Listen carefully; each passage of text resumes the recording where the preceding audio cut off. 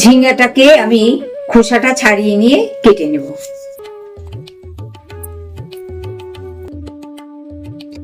দু ঘন্টা আগে আমি 1 কাপ মটর ডাল ভিজিয়ে রেখে দিয়েছিলাম। আদাটা বেটে নেব। বাকি যে আদাটা রয়েছে তার মধ্যে আমি সব মশলা দিয়ে বেটে নেব।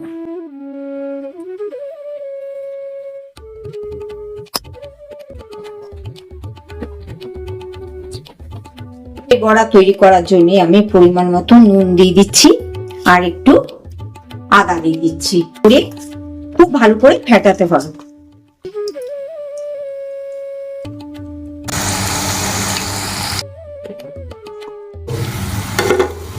লাউগুলো দিয়ে দিচ্ছি, আমি ঝিঙ্গে গুলো দিয়ে দিচ্ছি, বড়াগুলো দিয়ে দেবো। সর্ষে মশলাটা বেটেছিলাম সেটা দিয়ে দিচ্ছি।